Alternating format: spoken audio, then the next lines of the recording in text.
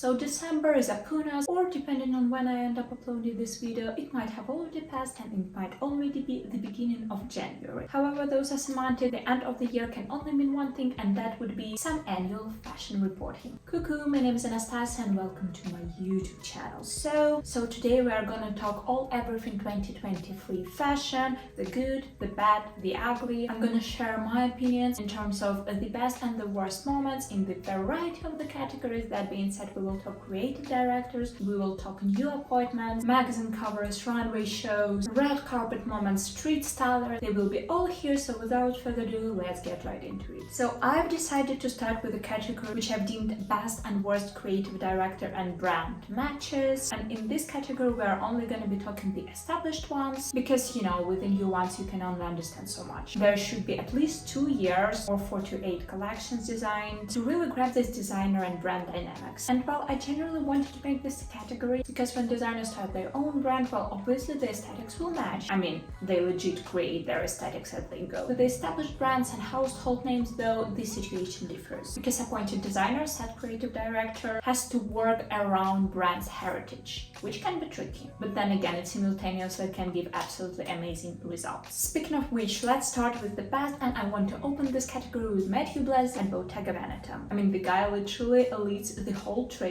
of this kind of quiet luxury with the twist aesthetic echelon, and he does it like nobody else. Moving on, Jonathan Anderson at Loewe, and considering he is the designer of the year, it should come as no surprise to anyone. My personal favorite, which will come as absolutely no surprise if you are watching my videos at any given length of time, is Anthony Vaccarella at Saint Laurent. I honestly think that no one does this messy Parisian chic as good as he. And I wanna close this best category with the duet of Miuccia Prada and Raf Simons at Prada, because once again, when the whole industry, when it comes to the minimalist realm of things, is following the rules you have set in this particular area, you know you're up to something. And in terms of the worst, very much so unfortunately, because historically speaking it's one of my favorite brands, Maria Grazia Curie at Dior. I mean, it's not even the matter of styling, because when it comes to, for instance, Virginie Viard and Chanel, I understand that this aesthetic is not for anyone,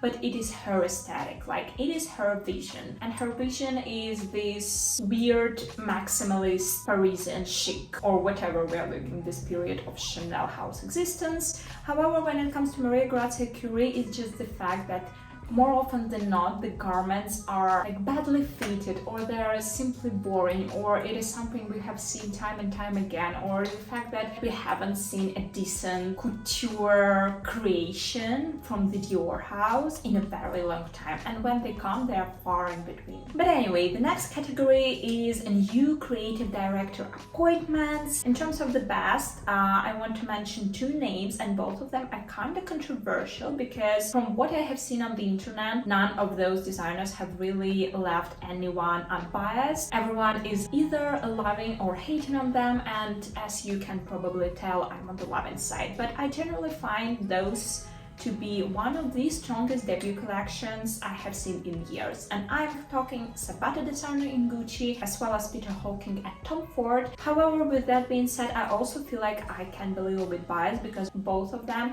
has referenced their house aesthetics, while Gucci and Tom Ford accordingly, back to what the brands were showing in the 90s, and for both Gucci and Tom Ford, 90s are my favorite eras. In terms of worst, as much as it pains me to say, but that just have to be Harris Reid in Nina Ricci, which is very much so bizarre, because Harris Reid, eponymous brand, is forever one of my favorite to look at. His couture creations are out of this world. Like, I love to call it this refined, very much so established circus, but circus with a class. And I love it. It shows that you can generally mix serious fashion and fun fashion. But in Nina Ricci, something is just not working, and I'm not sure if it's just a bad match or the CEOs are asking of him something that he cannot provide. Maybe it's just that his vision for the brand hasn't been fully explored as of yet, but something is just not working here. Moving on to the runway shows, in terms of the best, I have to put another controversial one in here, but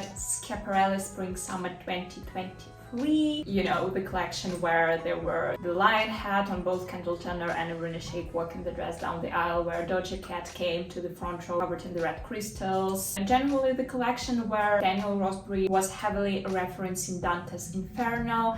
And if there is one thing you have to know me, that I'm absolutely obsessed with the things that have some meta-narratives, second meanings, meaning into the meaning, reading into the garment. I absolutely love it, and I love it even more when the reference is, you know, worth reading into. I also want to put Jacquemus Le Chouchou at Versailles because it was such a fun, light-hearted show. It was so much fun to watch. The aesthetics, the visuals were on point as they usually are with Jacquemus, because honestly, in terms of the visual aesthetic, I do not think he can do any wrong at this point of time. The last show I want to put here is Undercover by Jun Takashi Spring Summer 2024, and this is the collection, those absolutely gorgeous dresses that resembled, I don't even know, like winter gardens, aquariums, nightshade lamps, all of those weird things at the same time, but it was so very much so beautiful, and I haven't seen anything like that in a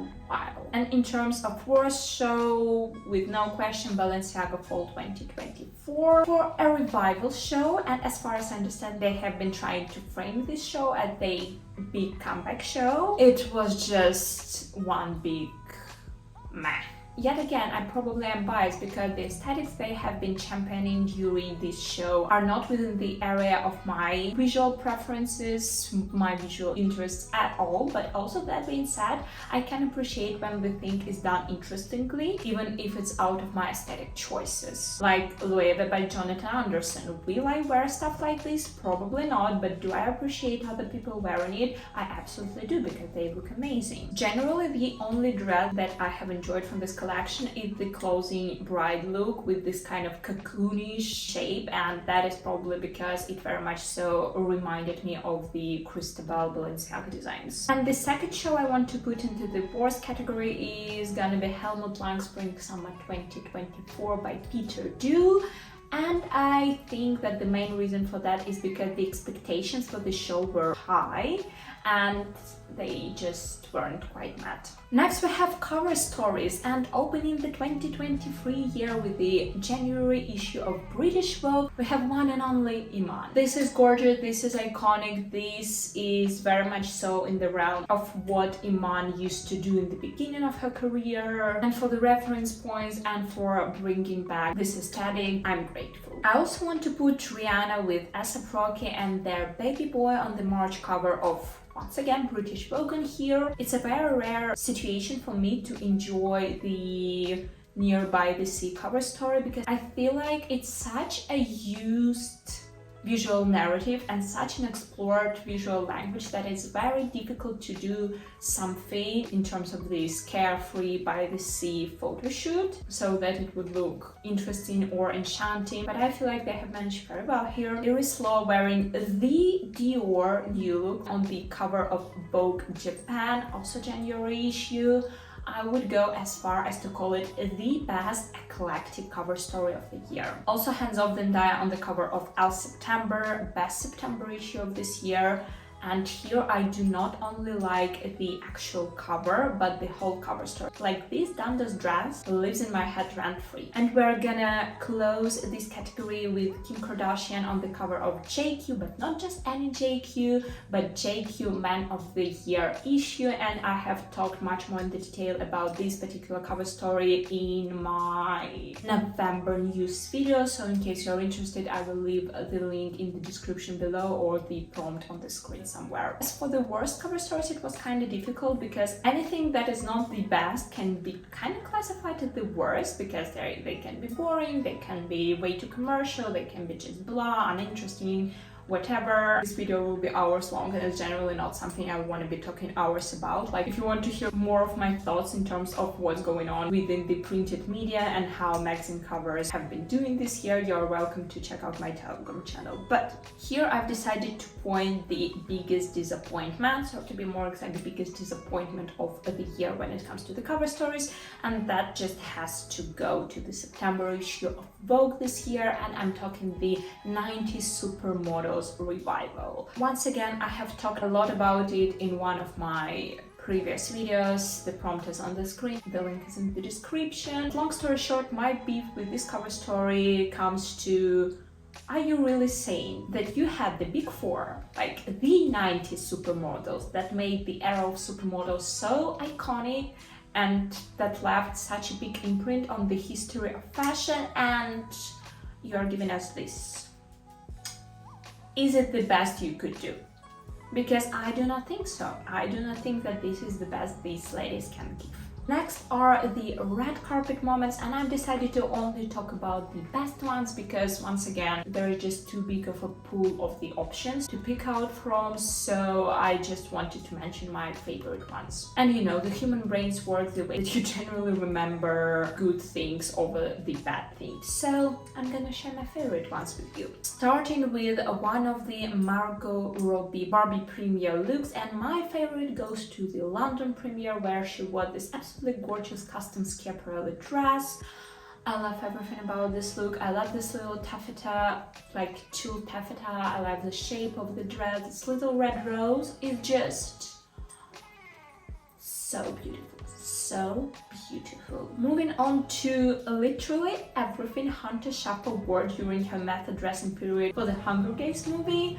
There are absolutely no outfit that I do not like, and I will go as far as to call it the best method dressing I have seen after Zendaya for the first Dune movie premiere. Speaking of Zendaya, I want to mention her as well as Anne Hathaway during the Bulgari event in Venice. Anne Hathaway is wearing this gorgeous gold Versace hood, and Zendaya is wearing this black Richard Queen gown. There were other Bulgari ambassadors there as well, like I believe Lisa from Blackpink, probably Priyanka Chopra as well, but Anne Hathaway and Zendaya are hands-off my favorites, and those Venetian photos, once again, living rent-free in my head. Next, I feel like I have to mention Rihanna's style, and to be more exact, pregnant Rihanna style. Yes, she has been making being pregnant and fashionable cool for the 2 years in a row, and my favorite look of her is probably a little bit understated in comparison to her other looks, but it has to be this Hawaii dress she wore at the Oscars this year. Gorgeous. It is so elegant yet chic. I generally love everything about this look. And to close the red carpet moments, I want to mention two Zendaya looks. First one she wore to the Louis Vuitton Spring Summer 2024 show, and obviously she's wearing a Louis Vuitton zip-up dress. I'm not sure if I read it in Elle Vogue or Harper's Bazaar, but one of those three went as far as to call it the new pinstripe dress worn by Elizabeth Hurley. I wouldn't exactly compare them because I do not think that they draw the same reaction out of the publicity, but in terms of the impact, yes, of course. And the second Zendaya moment I want to mention is not her Oscar dress, but this Schiaparelli lobster dress she wore to the 2023 CCXP. First of all, I love the dress.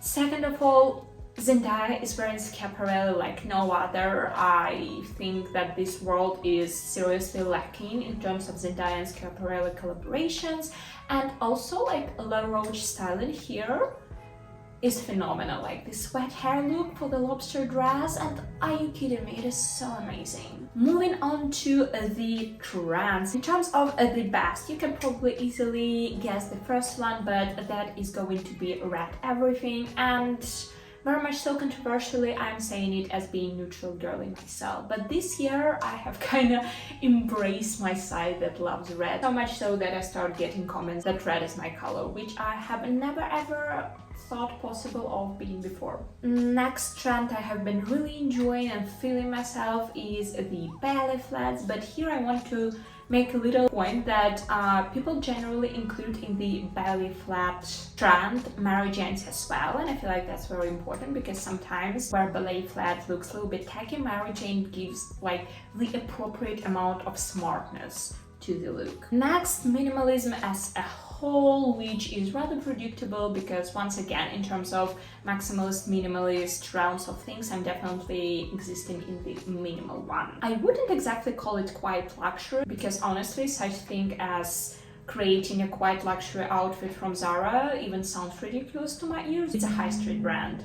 this statement is wrong on the very basic logical structure of the sentence versus the meaning of this sentence level. However, calling it minimalism, I don't know, smart casual outfits, casual chic outfits, preppy minimalism, Ivy League style minimalism would be much more correct, and that I rather enjoy. And the last but not the least would be the trend of putting bows on everything, which you can probably tell I have a little bit of an obsession, judging by my Christmas tree. As for the worst, I put two trends in here, and not necessarily because I feel like they are bad within itself. However, they're very difficult to do well, and I feel like both of these trends, a person really has to feel this trend, has to live by a certain aesthetic in order to pull off this trend. Hence why we end up having a lot of very bad examples of these trends being pulled out. And I'm talking both cartoon trend and pantless trends. Although, as I have already mentioned before, this whole pantless trend elongates your legs like no other, but only and only if you're feeling it. We are gonna finish this video with the category of street stylers, and I also only want to discuss the best ones in here, or to be more exact, personal favorites. If you're watching my channel by any amount of time, or if you're following me on other social medias, this will come as no shocker at all, but the three ladies that I'm referencing to all the time are Hailey Bieber, Kendall Jenner, and Elsa Hosk. They all are being very much so consistent with their street style as well as with providing looks. Like, of course, they have like mini eras or something of their own, but case in point, they are being constantly consistent with providing outfits to the internet all throughout the year, which I do very much so appreciate. I love consistency. I also want to put Tracy Ellis Ross in here. I think that she and Carla Welch are doing a phenomenal job on her style. I especially want to mention this particular outfit with her wearing this glorious Loewe Spring Summer 2024 knitwear piece. I'm not even sure what is it. Is it a cardigan? Is it a poncho? Is it an overcoat? I don't know. I don't care to know. It's gorgeous. I also want to put Sydney Sweeney by the end of the year. Here, or to be more exact, Sydney Sweeney doing method dressing around Anyone But You. I believe this kind of rom-com is called. The point here is that Sydney Sweeney has finally managed to break away from her euphoria visual narrative, which she has been trying to do ever since the premiere of the season 2, I believe, but for the first time, she did it in the way that feels organic to her and that looks good on her. But as of right now, I'm obsessed and so ready to include her into the realm of the fashion girlies if she keeps this up. I mean, we're talking Schiaparelli, we're talking Givenchy, we're talking Miu Miu, and like good Miu Miu, not this kind of Miu Miu. And the last but not the least on this list is Irina Shayk, and Irina Shayk is currently living through her fashion renaissance, and I would classify her as Julia Fox, but from this more like refined luxury brands, big household names fashion world. With that being said, that's gonna be the end of this video. If you have enjoyed it, you can subscribe to this channel or something. Also leave me a like, check out my other social media if you like the vibes, and other than that, I'll see you in the next one. So bye bye!